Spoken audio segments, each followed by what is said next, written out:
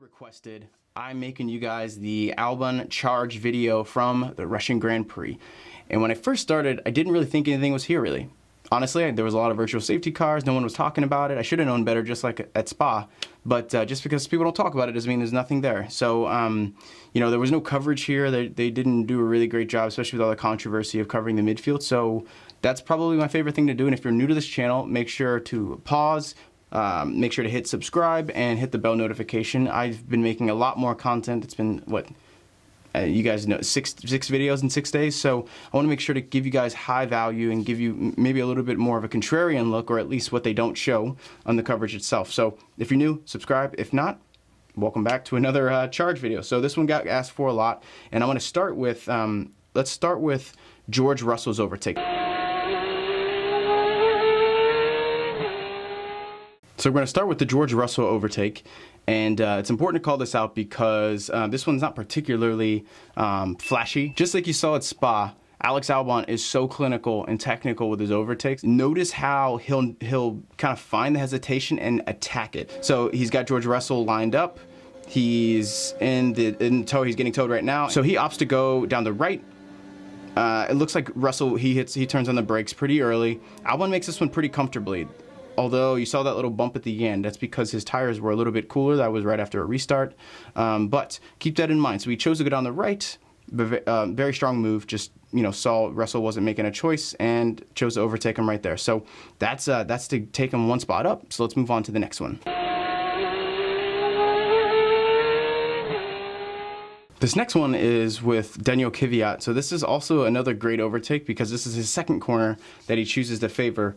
Some of the drivers will not overtake here just because there's a risk, and it's the exact same risk that Albon ran face to face with in FP3 from Saturday. If you look back at the video that I made, when I first thought about these overtakes, it's like, oh well, he's driving a faster car. But watch this overtake, and you'll see that no, he learned from Saturday, and he's a very quick learner in this car. So this turn, he got, just like in the video I made Saturday, he got too far to the left and he was trying to hit the brakes in the dirty part of the track when he was right up against the wall and the curb, and he takes it and he finds a path to do it, and he goes aggressively up the left. He's clear of him, and you know, he made sure to pass him early enough, got a good exit, and he's right on the next car. So again, another great overtake, and especially it's good when you think back to the fact that that's where he wrecked. He was really nervous about it after the race. He was talking, or after the practice session on Saturday, he was nervous about it. So, you know, that it just goes to show you how well he learns and how much he studies and how much better he gets every single race and every single corner he takes in that car. So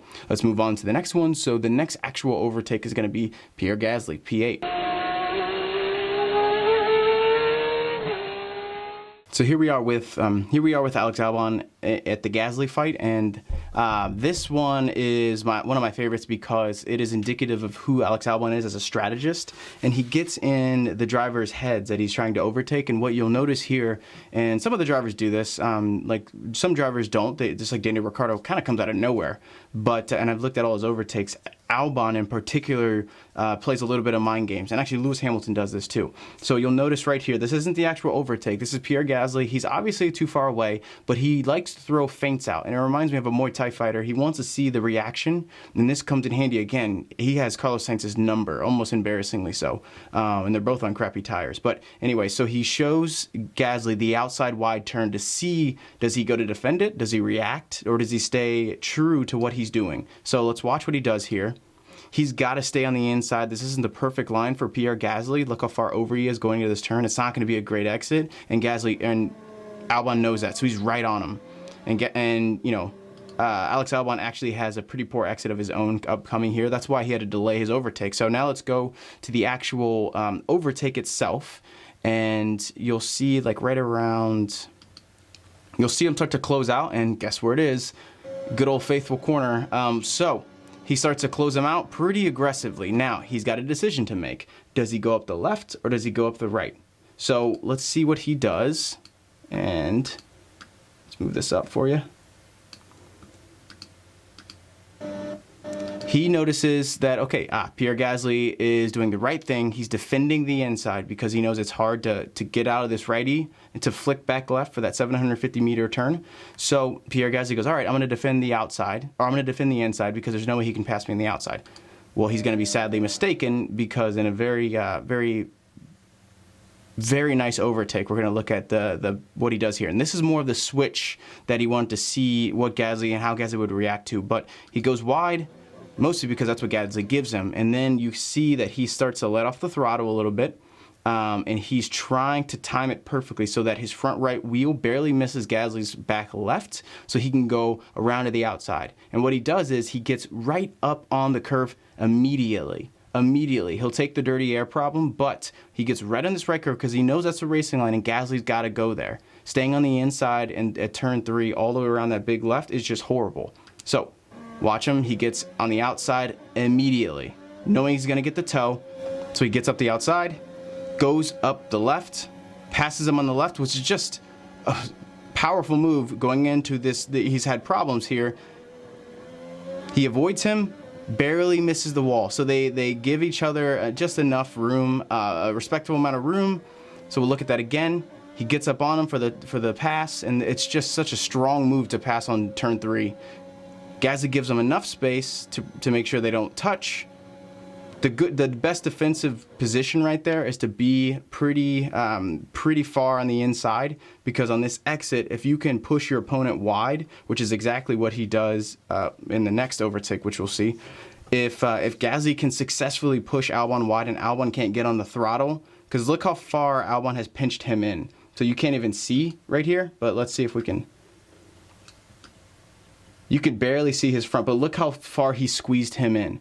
So now it doesn't really matter what he does, Albon, unless Gasly's going to go off track to protect his position, or he's willing to make contact, but he's going to do neither.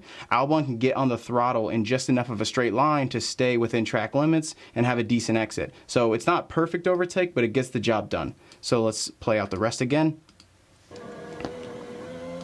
And he's there. And, he gives him enough room before this wall up here, and he's on his way. Okay, this one's just a bit of a bonus, but this one is, in case you were wondering what happened, I watched this a few times, and I was like, I don't know why he had to give this position back, but Albon is technically, this is a safety car, he's pitted under the safety car, and you'll see a car just fly out of nowhere, and it's Lance Stroll who ended up having to give this spot back, and they incorrectly had reported this as, well, Alex Albon overtakes 3 cars. He does go on a tear. Shocker, spoiler if you haven't seen it, but he does, Lance Stroll does not keep this position, so you'll see him fly out of nowhere. I just want to set it up. So he makes the exit, the safety car's out. Right there, that's a safety car, and then there goes Lance Stroll. So he ends up having to give that spot back. Here it is. I'll give him that little hand up. Good to go. Okay. All right, so this one is one of my favorites. This is the overtake on Sergio Perez. So here's where we see him making this corner. He gets close to that curb, he exits, he waits for Sergio, he waits for any of the drivers that he's going to overtake here, make their first move. He doesn't show his hand unless it gets too late, and so he's waiting for Perez, and Perez picks the outside. Which basically says to Albon, okay, he doesn't think I can pass on the inside, which, I mean, Sergio Perez's tires are he's on mediums and only 9 laps old. They're not like ancient. And he picks the outside. Albon chooses to go up the inside. And I'm going to show you from Perez's point of view how incredible that was. But let's go back a little bit. This was just so impressive that it almost like he had the audacity to do it. And Perez is very shocked. But I want to show you one more time from Albon's point of view. His just lack of hesitation. He goes left, bang, right. Look how deep into the braking zone he is. Not the best exit. Definitely gets off the ground. So let's go back to Sergio Perez's onboard. And let's see what it actually looks like from his point of view. So right now he's obviously got the position in front of Albon. He doesn't move. He just stays the course. He moves a little bit to the left. He turns, and then he sees the car, and then he snaps back a little bit, almost as if he's like, whoa, what the hell was that? So let's play a little bit more full speed. So here's 816. So he gets on the inside of that turn 2, he pops out to the outside, doesn't defend the inside because he doesn't think he can pass, gives it a quick look, enters his braking zone, and just out of nowhere, Albon just exits. So he's like, okay, I'm on the outside. I'll get the tow. I'll get the slipstream. He's in dirty air right now, and he knows it. And so I think I'll even like Checo, knowing how, you know, obviously all these drivers are competitive, but knowing he just got passed pretty easily, like he was standing still. For a second, he thinks about it, but, you know, he's in dirty air, dirty. You can actually almost see it even off the car. So he gets to the outside, and he's like, I got to get out of here. So his car is not performing. He lets him go on by, and they go about their day. So he just makes Sergio Perez look like he's sitting absolutely still. So an incredible overtake there.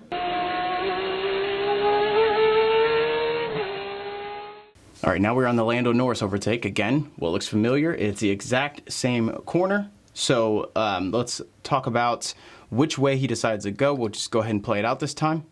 This one, he gets a lot of pushback from Norris, who wants his position, of course.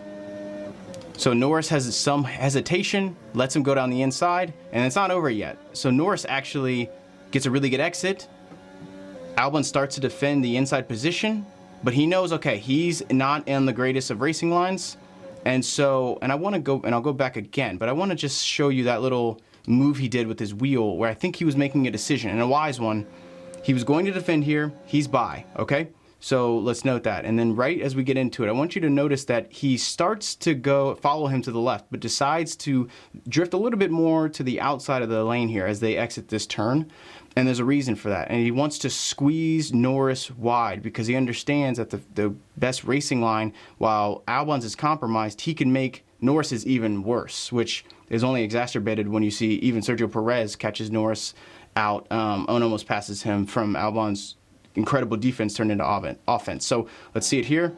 Watch him think about it, and then he actually goes back right there. So he has like almost like a violent jerk, and he realizes he can push him wide here, which there's nothing unfair about this. At first I thought, okay, he didn't leave him any room, but he did. So let's go all the way back here.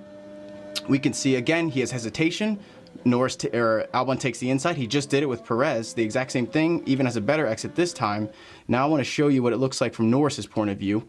And it doesn't switch until he actually passes him again. So you can see he's wheel to wheel. And this is where Albon is wise. And he squeezes him left, because if he lets Norris bully him over too far, Norris is going to get a really good exit and actually just keep the position.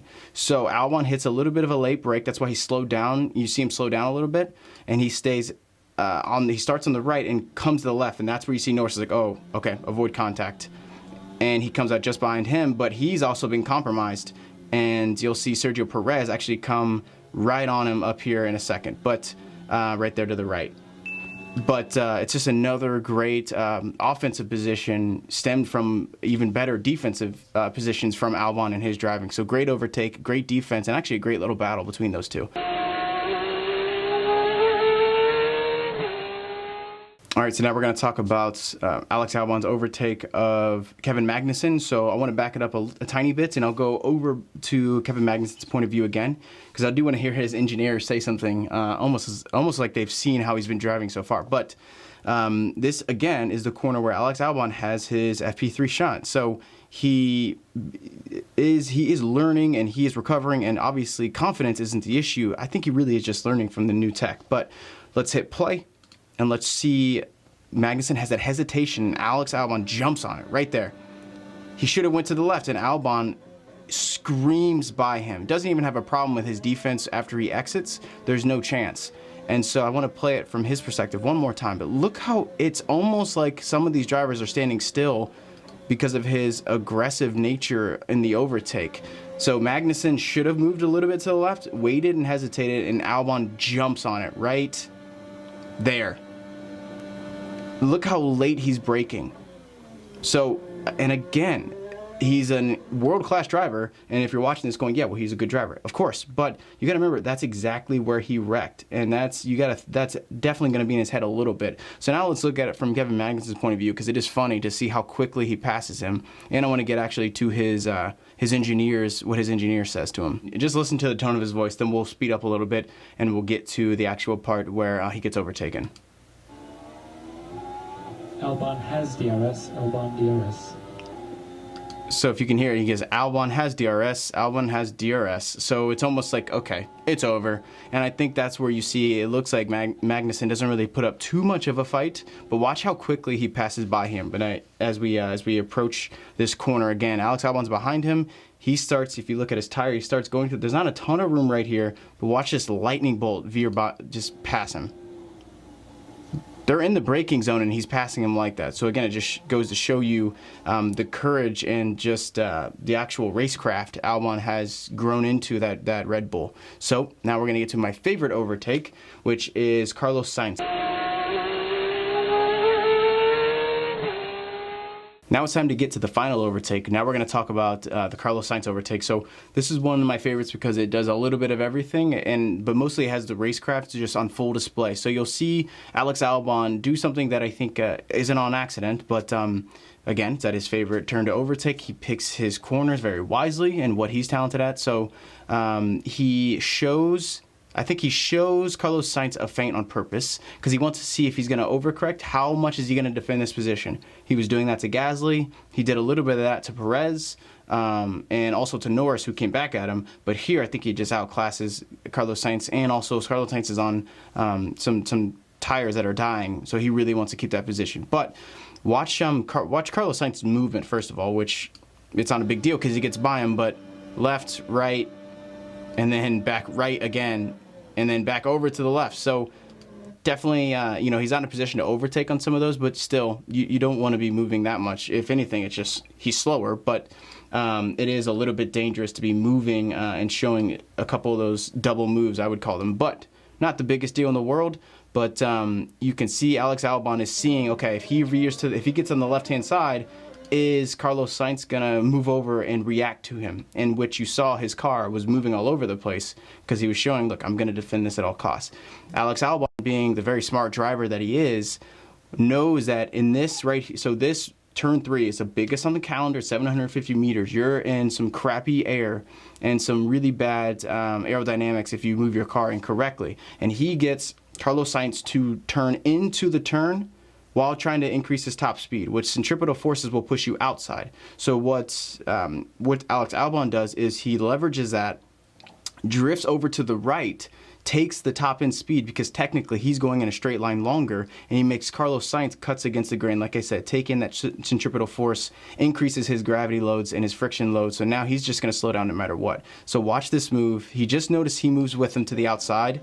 So Alex Albon, what does he do? He moves on the inside. And look how quickly Sainz jumps over. So I'm going to go back one more time, just a little bit.